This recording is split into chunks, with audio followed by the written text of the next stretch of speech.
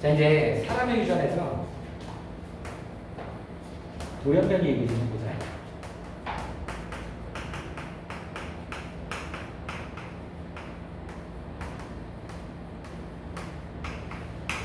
돌연변이. 야, 돌연변이가 뭘까? 돌연변이. 돌연변이를 정의를 보면 이렇게 정의를 해보자.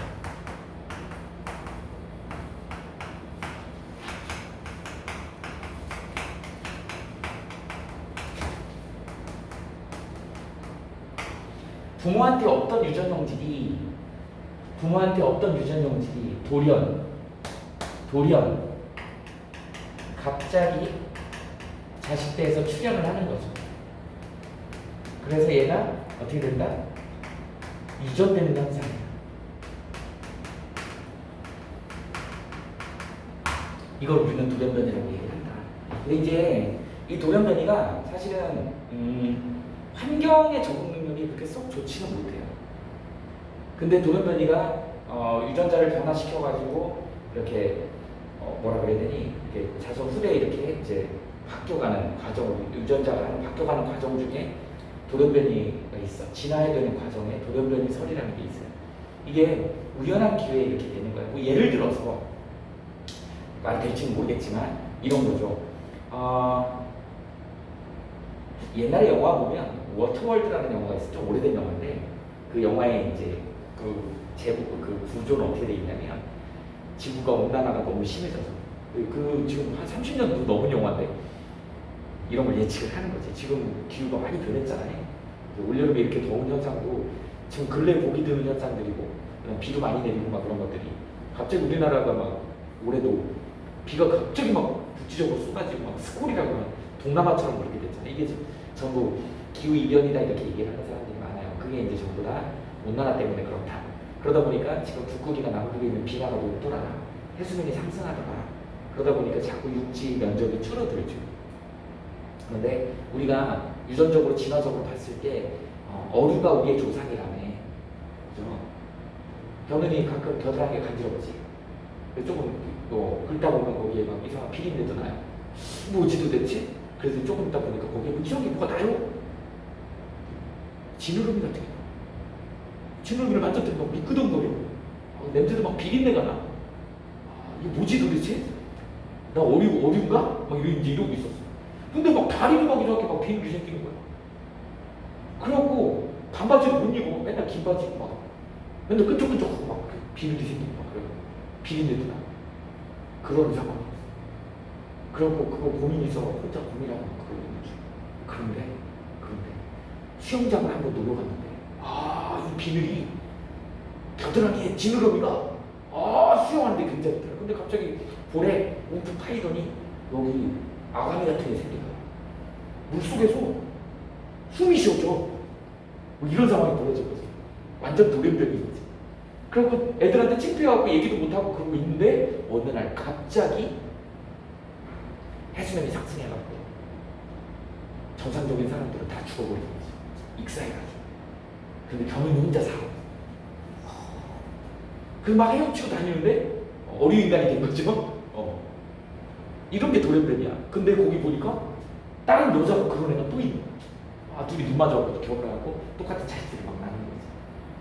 그래서 결국은 그런 환경에 적응해서 살아가더라. 이래서 나중에는 미래에는 어류인간들이 막 사는 거지.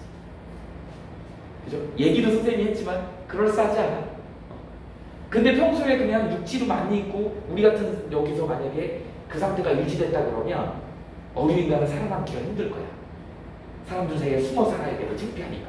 그죠? 근데 어느 날 갑자기 그렇게 기상이변이 일어나고 그런 경우에 이제 그 어류인간들만 살아남더라. 그래서 그런 애들끼리 만나가지고 결혼해갖고 똑같은 애들을 낳더라. 이렇게 해서 이제 그게 진화 과정에서 이제 살아남게 돼. 그래서 진화의 전반적인 게 이런 방향으로 가지 않았을까? 이게 진화론이야. 진화론에서 설명하는 방식입니다. 그 중에 이제 하나가 유전자가 갑자기 변하는 걸 우리는 돌연변이다. 그런데 돌연변이 자체는 그때 당시에 자연환경에 이렇게 적응력이 좋지는 않은 거야. 근데 우연한 기회에 이렇게 적응하게끔 만들어갖고 걔네만 살아남는 경우도 생겨서 그 유전 형질이 그대로 유전되더라라고 하는 게 돌연변이 된 얘기입니다. 그러다 보니까 여기에 지금 돌연변이 예시로 나와 있는 애들은 그렇게 환경 적응력이 좋지는 않아요. 그리고 성염색체 이상 있는 애들 같은 경우는 자손을 만들기도 어려워. 성염색체가 잘 안 만들어져요. 정자란자가 잘 안 만들어져. 이렇다. 그렇게 이제 기본적인 걸 알아둡시다. 그러니까 이 진화론이 선생님 과학을 가르치지만 조금 억지스러운 부분이 있어. 방금 이런 것도 좀 너무 억지잖아요. 그치? 그렇게 해서 바뀌었는데 갑자기 우연한 기회에 그렇게 돼서 걔네들만 살아남았을 것이다. 이렇게 이제 주장을 펼치는 거예요. 그렇게 설명 안 하면 설명할 방법이 없는 것이죠. 그런데 지금 현재 일어나고 있는 돌연변이들이 그렇게 아까 그랬잖아. 다운 증후군, 에드워드 증후군 지능이 낮아. 지능이 낮다 보니까 지능이 높은 사회에서 살아남기가 쉽지가 않고 수명도 그렇게 길지도 않고. 근데 그게 그렇게 계속 연결되기가 어렵거든. 그런 부분들이 돌연변이의 문제점이다. 자, 부모의 어떤 형질이 갑자기 출현해가지고 그때부터 염색체나 유전자의 문제가 생겼기 때문에 그때부터 이렇게 계속 유전이 되는 현상. 우리 돌연변이하고 조금 반대되는 개념이 있어. 뭐가 있냐면 대체변이가 있어. 예전에는 이런 걸 뭐라 그랬냐면 획득 형질이라는 표현을 썼었어. 진화에서 라마르크의 용불용설 뭐 이런 거 있었어요. 그래서 어떻게 주먹을 계속 쓰면 내가 돌주먹을 만들고 싶어서 바위에다가 계속 주먹을 썼던 주먹이 돌주먹이 됐어. 그리고 이제 돌주먹을 가지고 결혼을 했어. 애를 낳더니 아들이 돌주먹이 태어날까? 아니죠. 이건 후천적으로 연습해가지고 돌주먹을 만든 거지. 이런 걸 개체변이라고 해. 또 획득형질이라고 해. 근데 최초에 이 다이는 이 개체변이가 유전된다고 했어. 근데 유전이 안 돼요, 이거는. 이거는 후천적으로 만들어진 거고, 유전이 되려면 유전자나 염색체에 문제가 있어야 되는 것이지. 그렇게. 그래서 얘네는 유전이 안 된다라고 하는 거가 이제 중요한 포인트예요. 돌연변이는 유전이 된다. 이 돌연변이 중에 이제 사람의 돌연변이를 분류를 좀 해볼게.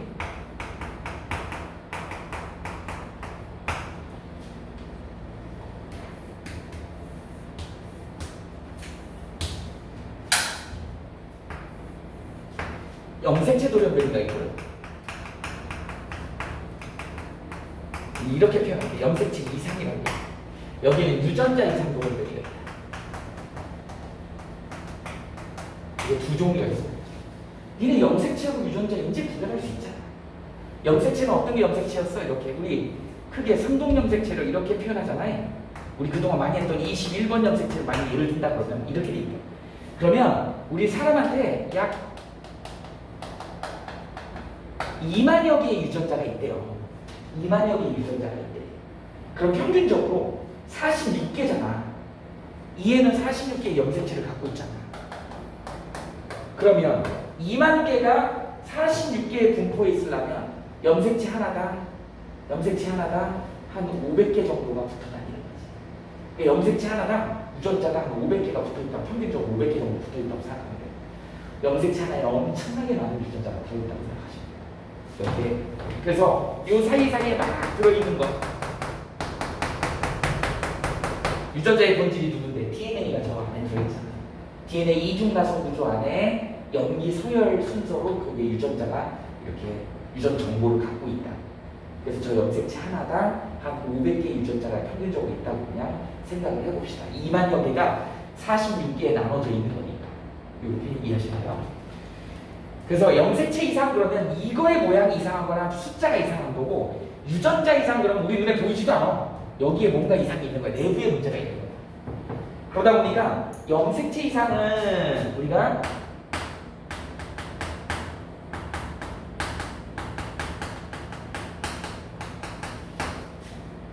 핵형 분석법을 하면 된다. 핵형. 아까 선생님이 얘기했잖아요. 임신 한 3, 4개월 그러면 산부인과에서 핵형 분석하러 오라 그래. 기형아가 없다. 그래서 세포 분열해가지고 21번 염색체가 있는지 없는지 X, Y인지 XX인지 이런 거 모양을 보는 게 핵형 분석이야. 돈으로 따지면 한 30만 원 들어요. 근데 요새 저거는 다 의료보험이 되는 걸로 알고 있어요. 이렇게 됩니다. 그거에 비해서 유전자 이상은 뭘 해야 돼? 유전자 분석을 해야 돼. 우리 이걸 뭐라 그러지? 게놈 지도라고 그러죠? 유전체를 분석을 해야지. 선생님이 유전체라 그랬지? 유전체 다른 말로 뭐라 그래? 개놈. 인간의 개놈을 다 읽었다네요. 근데 읽었는데 사실은 그뭐 유전자를 조작하거나 재조합하거나 뭐 이런 걸 할 수 있는 그 수준까지 갔는데 그거에 지대한 영향을 준 사람이 누구냐면 스티브 잡스야. 스티브 잡스는 돌아가셨잖아. 그 췌장암 걸려가지고. 그 사람 돈이 얼마나 많으니? 돈이 많으니까 치료도 할 수 있었을 거야. 근데 진짜로 진행을 했대요. 그래서 그 왜 암이 생겼고 그런 원인들이나 이런 거를 다 읽게 만든 거지. 스티브 잡스의 그 개놈을 다 읽게 만든 거예요. 그 돈을 다 치르려고. 그래서 다 분석을 다 했는데 결국은 살리지는 못했어. 그러니까 그런 연구 뒷바탕이 돼 있어서 지금은 배경으로 해가지고 정상적인 사람들 또는 암 걸린 사람들 또는 그런 전력을 갖고 있는 가정에서 태어난 애들을 유전자를 분석을 해갖고 내지는 그 부분을 조작을 한다고 표현할까? 그래서 그 병이 안 걸리게 만드는. 그래서 지금은 좀 소극적인 방법밖에 쓸 수가 없어. 대표적으로 그 너네 안젤리나 졸리? 안젤리나 졸리 들어봤니? 유명한 배우죠. 굉장히 육감적인 그런 배우죠. 가슴이 큽니다. 근데 배우임에도 불구하고 가슴 한쪽으로 도려냈지. 그거 알아? 그 소식? 왜 그러냐면 그 안젤리나 졸리 어머니가 유방암으로 돌아가셨어. 근데 이게 가족력이 세거든. 근데 자기가 어렸을 때 그 어머니가 먼저 돌아가신 것 때문에 그 충격을 너무 받아가지고 자기 자식들한테 결혼을 왜 해놨잖아요. 자기 자식들한테 그런 모습 보여주고 싶지 않아서 근원이 되는 가슴을 도려낸 거야. 근데 사실은 유전적인 문제로 치료를 할 수 있다 그러면 굳이 가슴을 도려낼 필요까지는 없는 거지. 근데 이제 지금 현재는 그 기술력이 그렇게 되지 않기 때문에 원인을 제거하기 위해서 가슴을 제거했습니다. 그런 경우도 있다. 근데 이제 앞으로는 이제 아예 그냥 정자난자 수준부터 그런 유전자를 제거해가지고 가족력을 제거하는, 그래서 건강한 삶을 유지할 수 있는, 그리고 우리 뭐 150살, 200살까지 살 수 있게 만든 다음에 그게 바로 이런 거예요. 이미 유전자 지도를 다 읽었다고. 지금은 뭐 이거 하는 거는 선생님도 가끔 아침 드라마 보는데 니네 드라마에 빠지면 큰일 나죠. 드라마는 한 번만 봐도 막 내용이 다 이해가 되고 한국 드라마 특이하지. 드라마 내용 보면 막장 드라마 많잖아. 드라마 보면 뭐 20년을 같이 살았는데 내 아들이 아니야. 그래서 억대 뭐 수백억 대의 상속을 받을 수 있는 뭐 이런 거야. 그래갖고 얘가 진짜인지 아닌지 막 확인해야 돼. 뭐 그런 거 나오잖아요. 그럼 막 머리카락 수집하고 막 치아 치수를 막 이런 거 해갖고 유전자 분석을 하잖아요. 그리고 나중에 그거 결과서 통보해갖고 뜯어서 보는 거죠. 99.99%뭐 친자임이 확인됐습니다. 뭐 이런 거 나오잖아요. 그런 한 돈 천만 원 들어가. 이거 분석하는 거. 그래서 특징적인 그 가족이냐 아니냐 그런 걸 분석하는 부분이 있대요. 그래서 그 부분이 일치하는지를 보는 거. 이걸 갖다가 이제 우리 유전자 분석이라고 하는데, 그러니까 얘는 겉모습으로도 보인다는 거야. 세포 분열하는 과정에서 염색체의 모양이나 수나 이런 거가 이상하게 보이는 거고, 얘는 볼 수 없어. 얘는 유전자가 이상하기 때문에 이건 유전자 분석을 해야 되는 것이죠. 지금 우리 그 코로나 검사하는 게 이 유전자 분석법하고 비슷한 방식이야. PCR이라고 하는 게 그걸 이렇게 증폭시켜갖고 그걸 보는 거거든. DNA를. 그런 내용이야. DNA, RNA를 보는 게 그 PCR 방법이라고 하는 거야. 자, 염색체 이상부터 좀 봅시다. 염색체가 두 가지 이상이 있어. 구조 이상이 있어. 그 다음에 수 이상이 있어. 구조 이상은 생긴 모양이 이상한 거야. 그래서 생긴 모양이 이상한 게 뭐가 있냐면 결실이 있어. 중복이 있어. 여기가 있어요. 전저가 있다. 이렇게 되지. 이 네 가지가 있어요. 결실이라고 하는 건 그냥 그림으로 한번 그려볼게. 이렇게 있다. 그러면 누가 봐도 이렇게 생겼는데 얘가 이렇게 끊긴 거야. 이런 걸 우리는 결실이라고 하죠. 결실. 우리 책에 보면 그 예로 나와 있지. 결실이면 그 여자의 두 명 나와 있죠. 고양이 으름 증후군. 지금 넘기기 전에 오른쪽에 있거든요. 고양이 으름 증후군이 5번 결실이야. 그 다음에 윌리엄스 증후군이 그 여자의 위에 있는 애.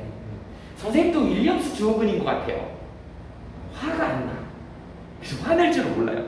그리고 사람들을 너무 잘 믿어. 선생님 그러거든요. 사람들 잘 믿고 화가 안 나고 맨날 웃겨. 삶이 즐거워요. 사기도 많이 당해요. 뭐 이런 거지. 그걸 읽어봐봐 우리. 행복해 보이잖아, 그죠? 그런 걸 감지를 못하는 거야. 화를 낼 줄도 모르고. 그게 이제 5번 염색체가 하나가 이렇게 잘린 거지. 잘린 모양이죠. 누가 봐도 딱 보면 모양이 특이하게 생겼어.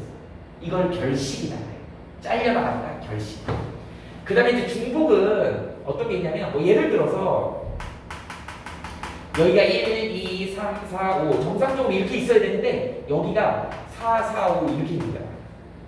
그러니까 4가 하나 더 있는 거야. 예를 들어서 내가 일부러 이제 유전 염색체 그 번호를 매겨갖고 예를 들어준 거야. 그러니까 정상적인 게 4인데 4가 하나 더 있으니까 어떻게 해? 다른 애보다 길겠지. 그러니까 모양이 좀 특이하죠. 이런 애들을 우리는 뭘 한다? 중복이라고 얘기를 합니다. 그 다음에 여기는 이게 꼬여가지고 예를 들어서 1, 2, 3, 4, 5 이렇게 있어야 되는데 여기가 뒤바뀌는 거야. 4, 3, 5 이렇게 있는 거야. 4하고 3이 바뀌어버리는 거야. 이런 걸 우리는 뒤바뀌었다 그래서 한 염색체에서 뒤바뀐다 그래서 여기 이렇게 표현하는 거야. 그러면 두께가 다르거나 뭐 이래가지고 모양이 틀리게 생겨. 그래서 이렇게 비교해보면 다른 정상적인 거하고 틀리게 생겼어요. 이런 애들이 돌연변이로 존재할 수 있다. 그러니까 구조가 이상하더라 라고 얘기할 수 있는 거야. 전주하는 상동염색체가 이렇게 있어. 상동염색체가 이렇게 있어. 예를 들어서 이게 20번이고 얘가 20번이고 얘가 21번이라고 해봅시다. 그러면 20번에 A, B, C, D가 있고 21번에 1, 2, 3, 4가 있어. 이렇게 있다고 해봐. 그래서 여기가 3으로 오고 여기가 C로 오는데 서로 다른 상동염색체끼리 바꿔치게 해요. 자리 바꿔. 이걸 전좌라고 합니다. 구별 잘해야 돼요. 최근에 전좌 시험 문제들이 잘 나옵니다. 여기하고 헷갈리면 안 된다. 여기는 자기 염색체에서 뒤바꿔지는 거고 전자는 서로 완전히 다른 상동염색체끼리 바꿔치기 해요. 이걸 자리 바꾸낸다 그래서 전좌 이렇게 얘기하죠. 구별할 수 있겠지? 어쨌든 이런 애들도 뭘로 볼 수 있다? 핵형 분석법으로 볼 수 있다라고 하는 것이죠. 그 다음에 이제 수의상. 수의상에는 이제 이 수체가 있고 그 다음에 배수체가 있지. 이 수의상이 앞 시간에서 얘기한 이게 염색체 비분리 현상이에요. 염색체 비분리에 의해서 특히 어디에 이 수체 염색체 비분리 현상이 일어나는 이 수체에서 이 수의상을 발견할 수 있다. 이 배수체 같은 경우는 뭐 예를 들어서 어떤 거냐면 뭐 4N, 5N, 뭐 6N 뭐 이런 식으로. 식물 같은 경우는 우리가 중복 수정이라고 해갖고 어떻게 만들어요? 2N도 있고 극핵 같은 경우는 3N 이런 식으로 만들어져요. 네, 코리친 처리라고 해서 화학약품으로 처리를 하잖아. 또는 방사능으로 쪼여가지고 처리를 하면 대표적인 예가 누구냐면 씨 없는 수박. 유명한 이강춘 박사라고 유명한 분이 계세요. 씨 없는 수박으로 유명한. 그래서 육종학의 뭐 할아버지나 아버지나 뭐 이렇게 얘기를 하는데 그때 당시만 해도 씨 없는 수박은 잘 팔리지도 않고 맛도 없고 그랬어요. 근데 최근에 또 다시 씨 없는 수박이 나왔지. 당도도 굉장히 높아지고 우리가 이렇게 먹다 보니까 씨 많으면 그죠? 먹다가 씨 나오고 하더니 아이 씨발! 이렇게 줘. 그죠? 어이씨! 욕하는 거 같잖아. 어이씨. 씨가 좀 그렇지. 근데 씨에 영양가가 많대. 그래서 씨 씹어 먹으면 건강에 좋다고 하는데 이게 식감이 좀 그렇지. 맛도 없고 입에 걸리는 게 좀 그래요. 요새는 씨 없는 수박 잘 나옵니다. 그래서 달기도 되게 달고 당도 많이 개량을 하고 있어. 근데 그때 당시에 씨 없는 수박은 인기가 별로 없었어요. 그리고 우리가 수박 그러면 고정관념이 까뭇까뭇한 씨가 있어야지 이게 먹음직스럽고 그래서 씨 없는 수박이 팔리지도 않고 맛도 없었고 최근에는 이제 씨 없는 수박이 굉장히 또 다시 인기가 많아졌죠. 그리고 1인 가구가 많아지다 보니까 이제 수박이 그렇게 크진 않아. 1인 혼자 먹어도 되는 조그만 그리고 아주 달고 씨도 없고 그죠? 그런 수박들을 많이 개량을 하고 있대요. 육종학에서는 굉장히 그래서 4N, 6N 뭐 이런 식으로 만들어가지고 씨가 만들어지지 않게 만드는 그런 거를 배수체다 이렇게 염색체 숫자가 막 2배, 3배, 4배 막 이런 식으로 늘어나는 그런 걸 배수체. 약품 처리나 방사능 처리를 해서 만드는 시험 문제는 잘 안 나옵니다. 이 수체가 시험 문제 잘 나오죠. 이 수치에 드디어 이제 뭐가 있다? 사각형 색채 이 수치가 있고 서형형 색채 이 수치가 있다 했죠. 이건 저번 시간에 얘기해 줄 거야. 그러니까 자, 상형 색채 같은 경우는 두 가지 보통 나온다고. 18번에 하나 더 있는 거. 그러니까 2에는 47이지. 야, 정상적으로 2에는 46이 정상이잖아. 47이면 이거 엄밀하게 사람이라고 얘기할 수가 없다. 그런 편이야. 그 다음에 21번에 하나 더 있는 거야. 얘도 2에는 47이죠. 그래서 숫자가 다르다, 이 수치. 이렇게. 다를 이자를 써서. 얘를 우리는 뭐라고 한다? 에드워드 조업이라고 하죠. 얘를 나운 조업이라고 하죠. 에드워드 조업은 나운 조업. 이렇게. 얘네들은 상형 색채 이상이 있는 경우. 그래서 생식세포가 만들어지는 데는 전혀 지장이 없다. 생식 능력이 있다. 그래서 자손을 만들 수가 있습니다. 그 다음에 성형 색채 이제 문제 있는 경우가 여기 종류들 X, X, Y가 있어. 얘는 클라인펠터 정도라고. 제일 많이 나오죠. 이거 클라인펠터 증후군. 그 다음에 X 하나만 있는 경우 얘를 터너 증후군이라고.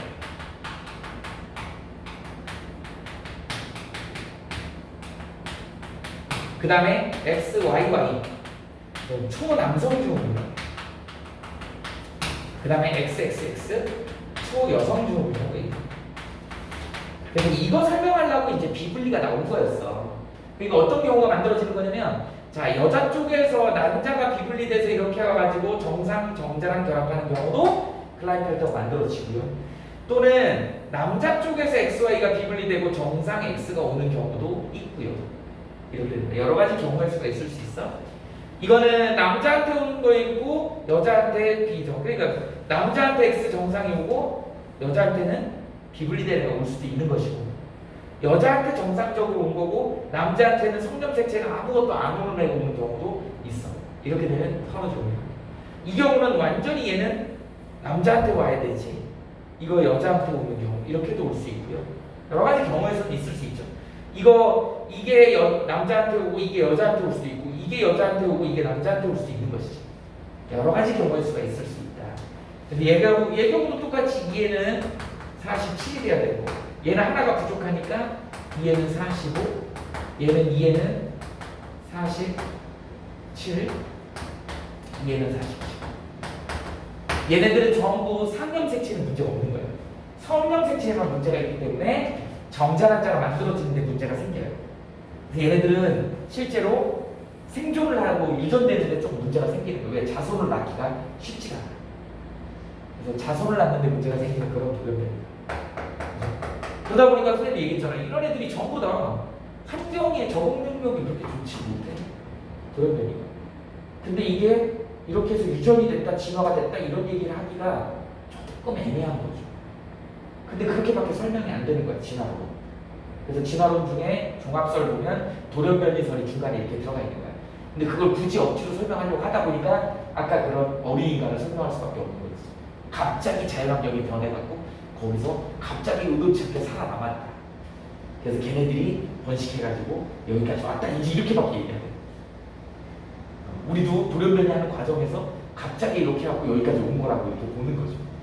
그게 돌연변이설이다. 자, 이제 유전자 이상에는 말 그대로 이거 눈으로 볼 수가 없어. 유전자 분석을 해야 돼. 그래서 대표적인 애가 뭐냐면 알비노가 있어요. 우리 얘를 백화증이라고 해요. 근데 고1 때도 이거 배웠지? 멜라닌 색소가 만들어지는. 멜라닌 색소 양이 거의 없어지는 거야. 이거 만들어지는데 유전 문제가 생긴 거죠. 멜라닌 색소가 뭐 하는다 그랬지? 우리 그 꽃사슴 만들어내고, 그 다음에 눈동자 색깔 결정하고, 이게 멜라닌 색소라 그랬죠. 우리 피부가 거뭇거뭇하고 점 같은 거, 눈동자 색깔, 머리카락 색깔, 이게 전부 멜라닌 색소거든요. 이게 안 만들어지면 눈이 허해요. 알기 뭐예요? 머리카락 허해. 피부도 이게 허연 게 아니고요, 오세로가리 다 보여. 그래갖고 얘는 자외선을 차단을 못 시켜요. 그래서 이 백화증에 걸린 사람, 알비노증 걸린 사람들은 싸매고 다녀야 돼. 안 그러면 피부 암이 걸려. 자외선을 차단을 못 해주기 때문에 피부에 필요 이상의 에너지가 저기 돼서 피부가 상해가지고 암이 걸려. 이 사람들은 싸고 다녀야 돼. 이게 알비노. 알비노의 대표적인 동물들 뭐 있어요? 백사, 백호 이런 애들 있죠. 얘네들 색소가 안 만들어지네. 그래서 뭐 땅굴이 백사 잡으면 백사 뭐 부르는 게 값이지. 저기 대기업 회장분들이 백사를 한 마리당 3천만 원씩 주고 사고 그 먹으면 힘이 난대.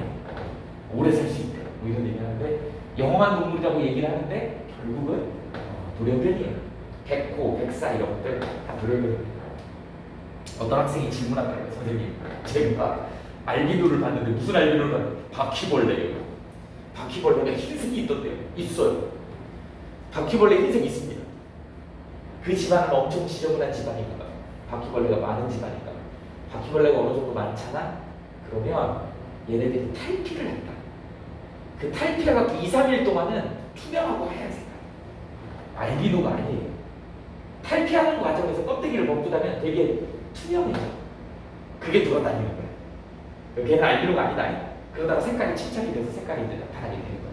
그래서 바퀴벌레는 알비노가 아니고 허물 벗는다. 껍데기 탈피할 때 색깔이 하얀색이다. 그 다음에 이제 PKA라는 페닐케톤 요층이라고 해요. 얘는 뭐냐면 페닐 알라닌이라고 하는 아미노산을 분해하는 효소가 없대요. 페닐알라닌이라고 하는 우리 웬만한 단백질을 먹으면 거기 안에 여러 가지 아미노산들이 분해가 돼서 나오거든. 그 분해된 아미노산 중에 페닐알라닌이라는 물질이 있는데 그게 분해가 돼야 되는데 분해돼서 우리 아미노산 분해하면 CO2하고 H2로 분해돼야 되잖아. 분해가 안 되고 온몸을 떠돌아다니다가 저게 페닐케톤으로 바뀌는 거야. 그래서 뇌에 축적이 되거나 뇌에 치명타를 준대요. 이게 페닐케톤 현상은 오줌이 흑색으로 나와. 시꺼먼 색깔로 오줌이 이렇게 책에 설명이 나와 있지. 이런 병도 유전자 하나가 문제가 생겨서 생기는 병. 그 다음에 남모양 적혈구 비혈증이 있어. 이거 보일 때도 배웠지.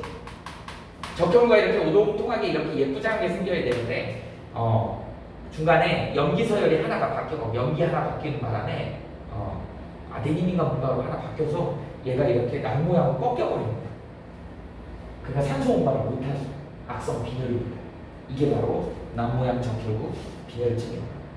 이렇게. 아까도 얘기했지만 이 남모양 적혈구 빈혈증은 어디서 발견했냐면 아프리카 중부 지역에 고산지대가 있는데 니네 고산지대에 사는 사람들은 어떠니? 산소가 부족하잖아요. 그래서 거기에 적응이 돼갖고 고산지대에 사는 사람들은 평지에 사는 사람들보다 적혈구 숫자가 많아요. 그래서 산소호흡기 없이도 고산지대에 잘 살 수 있어요. 우리 일반인들이 고산지대 올라가면 고산병 걸려. 갑자기 얼굴이 누렇게 뜨고 막 설사하고 막 체하는 것처럼 그런 현상이 일어나. 산소가 부족합니다. 근데 고산지대 사람들은 잘 살거든. 근데 아프리카 중부에 유전학자가 가서 조사해보니까 그 동네는 왜 산속인데 산꼭대기인데 고산지대인데 사람들이 얼굴이 허해가지고 막 다 빈혈을 걸려 막 이러고 개별되는 거야. 도대체 왜 이 사람들 왜 이러지? 그래서 이 사람들의 유전자를 분석해봤더니 이렇게 연관이 되어 있더라는 거야. 정상 적혈구를 만드는 애들이 스몰 a를 갖고 있고 비정상 적혈구를 만드는 애들이 라지 a를 갖고 있다는 거지. 이게 남모양이야. 그런데 이 a가 말라리아 저항성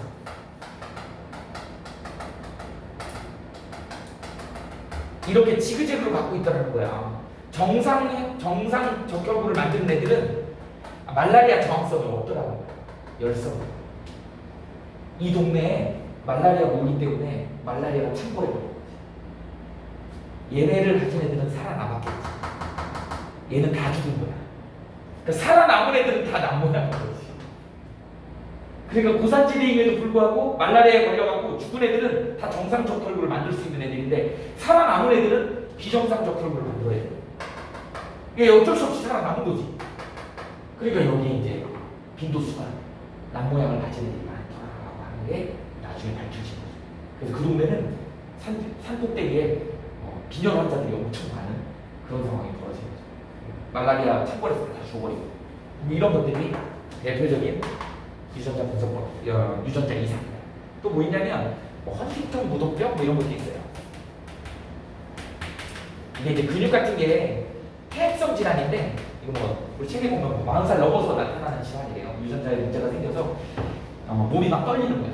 그래갖고 나중에 진짜 막 춤추는 것 같은 느낌? 그래서 무도가 춤춘다는 게 있어요. 그래서 헌팅턴 무도병, 몸이 막 떨리는 책에 보면 나와 있어요. 이런 것도 전부 유전자 이상으로 우리가 분류를 한다. 실제 시험 문제로 많이 나오는 거는 얘도 나오지만 이 염색체 이상의 수 이상 그리고 앞부분에서 했던 이 염색체 비분리 요걸 설명할 수 있어야 되는 것이지.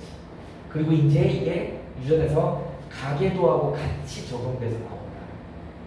그 유전 가계도 문제가 얘네들이 이제 제일 괴롭히는 우리가 이번 특강에서 그거를 이제 알으려고 하는 거야. 그래서 이런 기본적인 것들을 많이 해놓고 이제 진짜 본격적으로 두 가지, 세 가지의 형질이 같이 들어있는 가계도를 분석해가지고 그래서 1번부터 뭐 8번까지 있어. 애들이, 사람들이. 그 사람들의 형질들을 다 분석을 해야 돼. 그래갖고 비분리에 의해서 만들어진 건지 얘가 누구한테서 온 건지 그리고 만약에 5번하고 6번하고 결혼을 하면 자식 중에 딸이 이렇게 나올 확률은 얼마인지 이런 게 문제가 나와. 그래서 어려운 거예요. 그래서 선생님이 지금 기본에 대한 거를 계속 쌓아가는 거예요.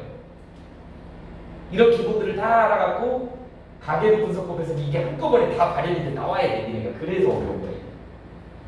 그러니까 이거 기본이 안 돼 있는 상태에서 가계도만 갖다 놓고 풀라 그러면 어려울 수밖에 없지 당연히. 이게 어디서 비분리가 일어난 건지 이게 연관이 돼 있는 건지 독립인지 이게 열성인지 우성인지 이제 열성, 우성 이런 유전 용어도 이제 또 한번 정리를 해야 돼. 나랑 한번 하지 않았나? 안 했냐? 유전 용어 정리 한번 했지. 그런 게 이제 다 같이 나타내야 되는 거야. 일단 여기까지 좀 필기가 좀 얘는 사람의 유전 돌연변이에 대해 얘기했어.